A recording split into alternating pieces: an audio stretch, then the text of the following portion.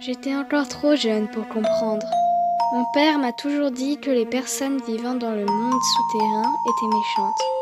Et tout ce qu'ils voulaient était nos terres, car leur vie en bas était trop misérable, et ils n'hésiteraient pas à nous voler notre royaume. Pourtant, le regard de cet homme était complètement différent de ce que mon père nous a dit à moi et ma sœur. Il est arrivé un jour, escorté par plusieurs soldats.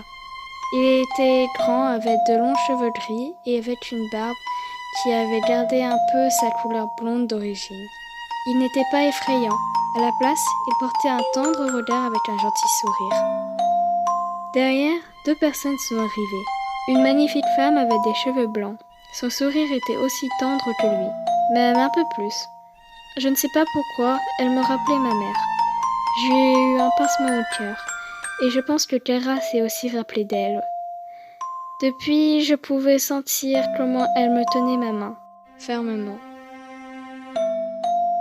J'ai regardé vers le bas quelques instants et j'ai trouvé un petit garçon caché derrière la robe de la femme.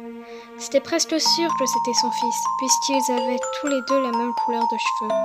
Il avait environ le même âge que ma sœur. Il nous a regardés et je n'ai pas pu m'empêcher de lui sourire. Il était trop mignon. Il se cacha à nouveau derrière la robe de sa mère, furtivement, tout en marchant vers la salle du trône au lieu de l'endroit où mon père attendait. Qui sont-ils ? Ce sont la famille royale du monde souterrain. Ils sont venus ici pour signer un traité de paix avec le roi. Ça veut dire qu'ils veulent nous attaquer ? Je ne suis pas sûre. Cela dépendra de l'arrangement qu'ils feront avec le roi. Allons au jardin pour l'instant. Elle prit notre main et nous amena loin de l'entrée du château.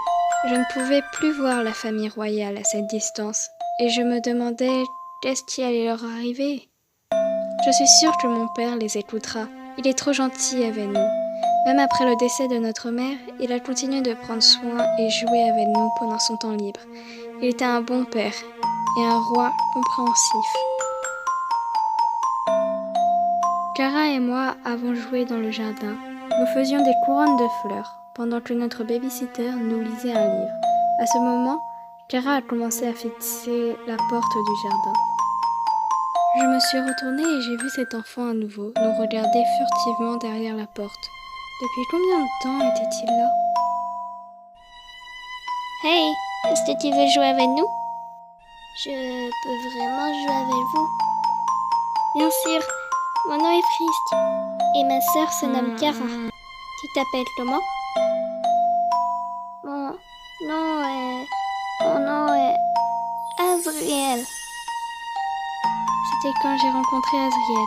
Ça n'a pas pris beaucoup de temps pour qu'on devienne amis. Ils sont restés pendant plusieurs jours au château, assez pour que moi et ma sœur les apprécient. Et sa mère, Toriel, elle cuisinait d'excellentes tartes. Cet homme avec ce gentil regard juste ici est le roi Asgore. Il aimait beaucoup notre jardin rempli de fleurs jaunes. Tous les 3 sont des bonnes personnes. Cependant, je ne les ai plus vus à nouveau. Quelque temps après ça, mon adorable père est devenu froid et distant. Il a expulsé la famille d'Azriel et a déclaré la guerre aux personnes du monde souterrain. Cela fait des années que la guerre a été finie, complètement momentanément. Les personnes du monde souterrain ont fermé le passage à l'armée de mon père, ce qui termina le combat pour de bon. Bien que... Est-ce vraiment ce qui s'est réellement passé ?